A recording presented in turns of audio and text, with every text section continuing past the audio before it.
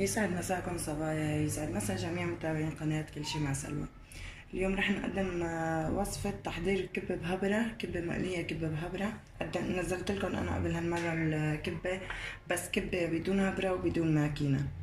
هلا نحن عنا رح نبدأ بالمقادير.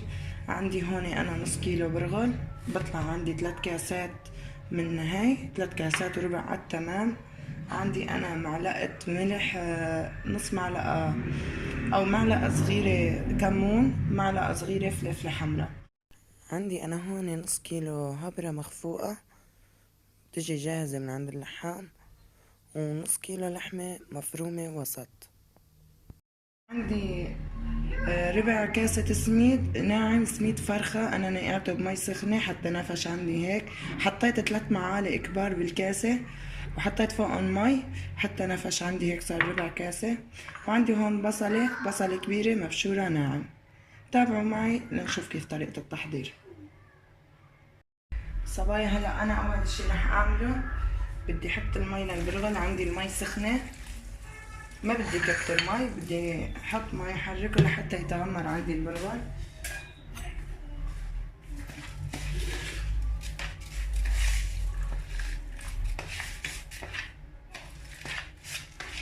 تقريبا رح ياخد معي شي كباية ونص مي او اكتر يعني.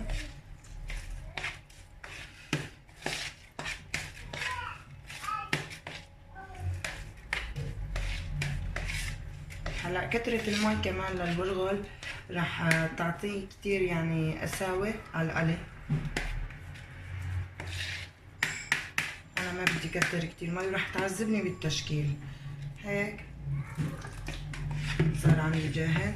هلا بنقعه ربع ساعة وبفرم البصل لبين ما ينتقع عندي البرغل. هلا انا هون بلشت عندي بتحضير البصل. نقعت البرغل وغطيته لبين ما اخلص البصل ان شاء الله رح يكون عندي البرغل جاهز. صورت اول فيديو ما انتبهت انه كمية البصل قليلة، ممكن احتاج ل4 بصلات او 5 بصلات. بدي افرم البصل كتير ناعم، بدي افرمه مثل بصل العجة.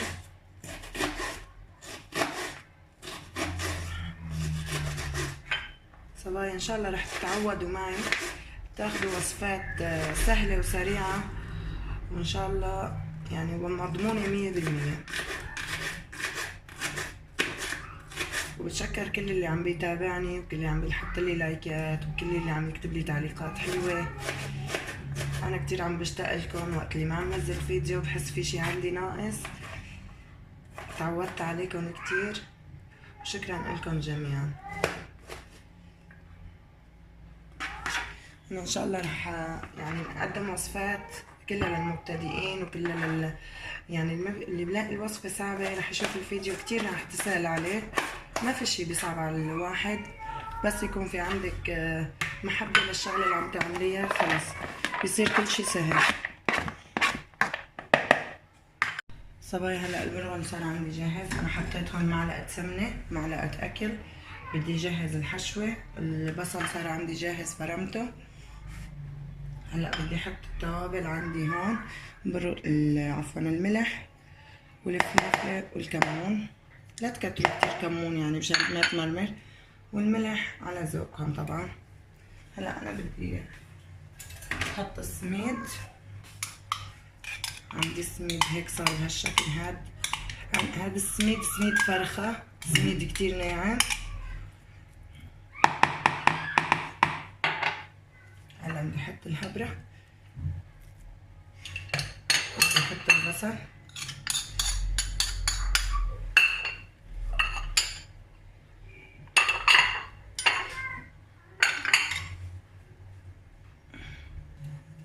هلا انا هون عندي الزيت حمي، بدي انزل اول شي البصلة.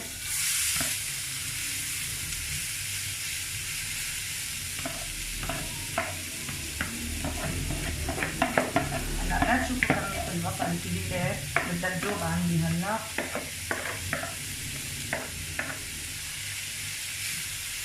هلا بدبل البصلة بس تدريج، ما بدي احمرها يعني، بدي تضل كرشة لونها.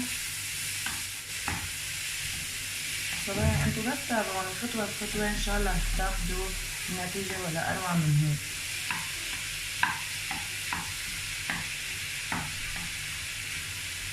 لا لما تدبل عندي البصلة بدي هدي عليها شوي النار، بدي بلش بالكبة لعجن البرغل. طبعا انا رح اعملها بدون ماكينة.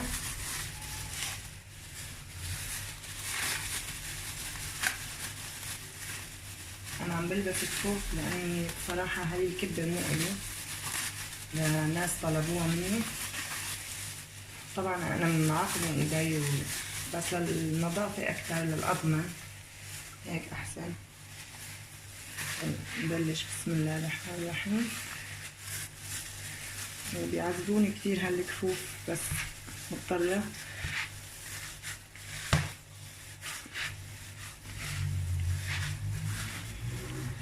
بعد ما بمهكها مظبوط بدوق ملحة اذا بدها ملح شوي او لا، يعني هلا ما راح تبين عندي الملوحة لحتى اعجن البرغل.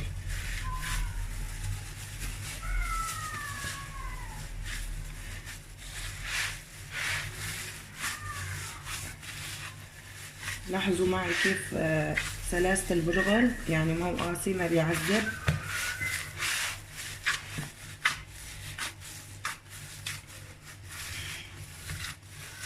هاي الكبة بتصلح للعزايم، يعني بدكم تسووها مثلا قبل بيوم، بتجهزوها بتفرزوها، بتحبوا تفرزوها بالفريزر، بتحبوا تقلوها نص قلية مثل ما هلا انا رح اعمل. ما رح اقليها كلها قلية كاملة، رح اقليها نص قلية وبعدين بردها وعبيها بعلب. بضل بمحاكى بهالشكل هاد لحتى اخد قطعة جرب تصير تتشكل معي ووقف عجن.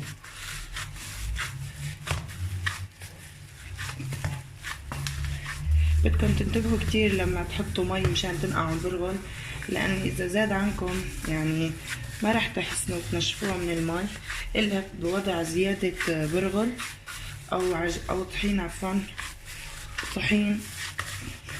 والطحين مع الهبرة ما رح يزبط، الطحين بده يكون كبة بلا هبرة. تقريبا رح تصير عندي جاهزة. هي الوصفة كتير سهلة، اول مرة رح تستصعبوها بس بعدين شوي شوي بتتعودوا عليها. بدها عزمات، شدوا عزماتكم شوي.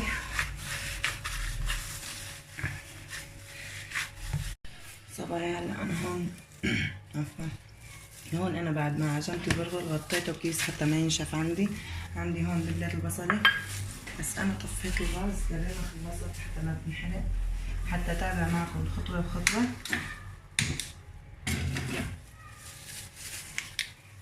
هلا انا رح احط اللحمة.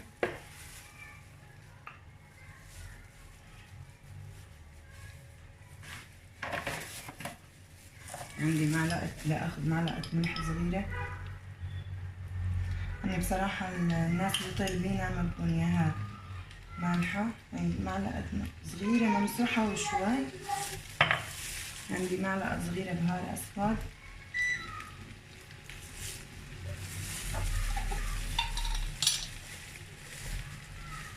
ومعلقة صغيرة لافنة حمراء،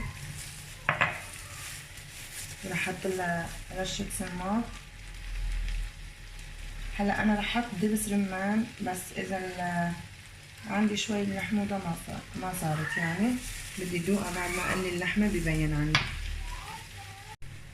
هلا أنا هون بعد ما استوت عندي الحشوة، عندي جوز بدي أضيفه، جوز مكسر ناعم، بدي أقطع حموضة. الملوحة كتير تمام بس حموضتها بدها شوي. هلا انتو فيكم تنوعوا، فيكم تحطوا بدال دبس رمان والسماق رمان حب تطلع كتير طيبة. فيكم يعني تستغنوا عن الدبس رمان تحطوا بس سماق، مثل الوصفة اللي قبل اللي نزلتها حطيت انا بس سماق. الدبس رمان بيعطي كتير نكهة طيبة للكبة.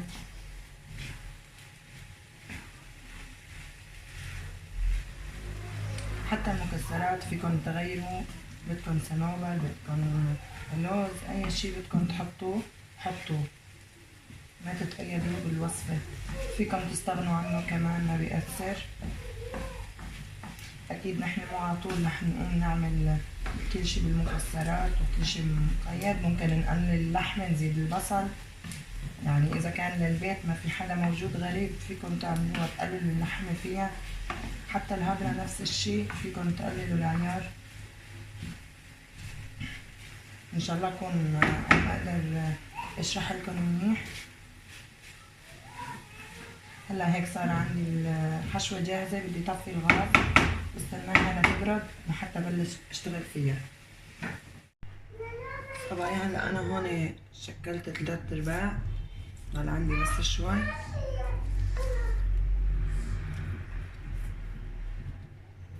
انتو اذا حسيتوها ناشفة بس بدكم تحطوا جنبكم صحن مي وتلتوا ايدكم فيها. بكل بساطة بعمل هيك.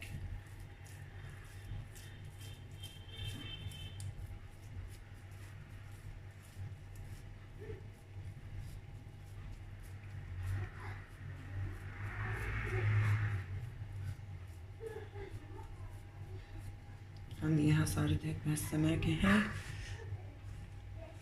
مثل الجرن نعمله.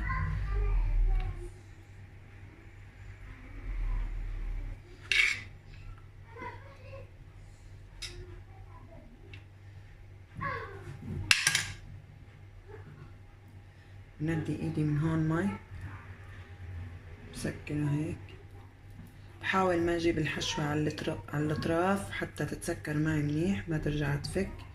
واذا تشقشقت معكم بكل بساطة بتندوا ايدكم نقطة مي، بتعملوا لها هيك مسحة صغيرة بترجع بتلزق.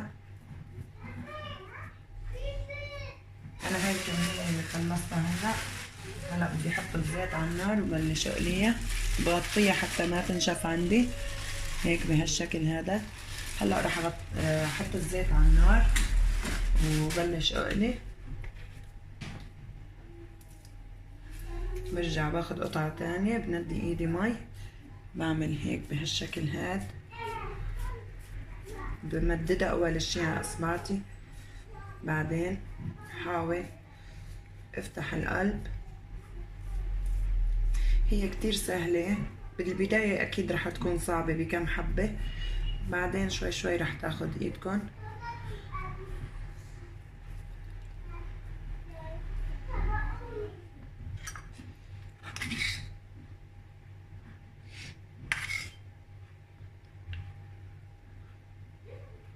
صبايا هلا انا حطيت هون الزيت على النار، حميت الزيت، زاد عندي شوية كبة رح نعملها قراص فاضية ونبلش اول اشي بقلية بهذا الشكل هيك هيك. يعني اكيد هاي الاولاد كتير بيحبوها. حتى نتاكد كمان انه الزيت حامي عنا مشان الكبه ما تفرط. كتير مهم يكون الزيت حامي حتى ما تفرط معنا الكبه ويكون غزير، يعني كميه الزيت تكون منيحه. هلا هيك عنا اياه صار القرص بهالشكل.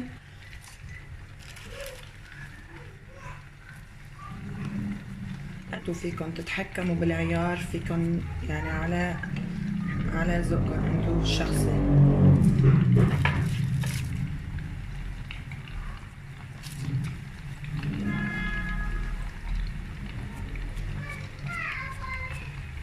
صبايا اهم شي وقت اللي بتساووا الكبة وبالذات بهالجو هاد بدكم تغطوها وانتو عم تشتغلوا، يعني تحطوا لها كيس وتحطوا. هلا انا لبست الصينية كلها بكيس خبز وما بشيل الكيس طبعا، بس مد ايدي بحط القرص اللي خلصته حتى اضمن انه ما رح ينشف عندي البرغل.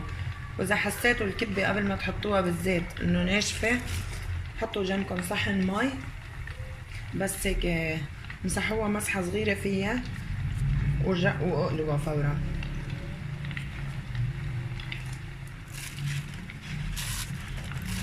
انا هيك خلصوا عندي القراص، ضل بس قرص. بس بكورها بهالشكل هاد، بضغط عليها ضغطة هيك. هي ممهوكة كتير منيح، يعني ما راح تفسخ الزياق معي. هلا هيك راح يستوى عندي. بس ما بقلب اللي حطيتهم فورا، ما بقلب البسيط. صبايا هلا انا قليت اول وجبة، انا عم بقليها نص قلية مثل ما قلت لكم، مو كلها رح اقليها نص قلية بس، تقريبا شي كيلو، والباقي رح اقلي قلية كاملة.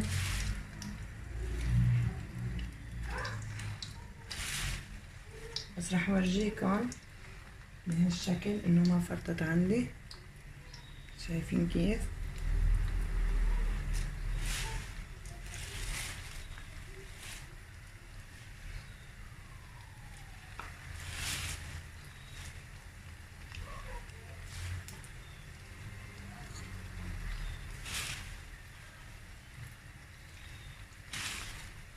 رح خلص كل الكمية وبرجع لكم. هلا هيك عندي صارت جاهزة، بس رح خلص قلي وبرجع لكم. صبايا هاي وصفتنا كانت لليوم، ان شاء الله تنال اعجابكم يا رب. هلا انا هون هي الوجبة اللي قليتها نص قلية، وهي عندي قليتها قلية كاملة. هلا انا رح استناها لتبرد وعبيها بعلب وسكرها وحطها بالبراد، بس بستناها لتبرد تماما. ماشي تمام. وان شاء الله ينال اعجابكم الفيديو، ولا تنسوا تدعموني بالاشتراك ولايك للفيديو، وتركوا لي تعليقاتكم الحلوة تحت، وبشكركم كتير لحسن المتابعة.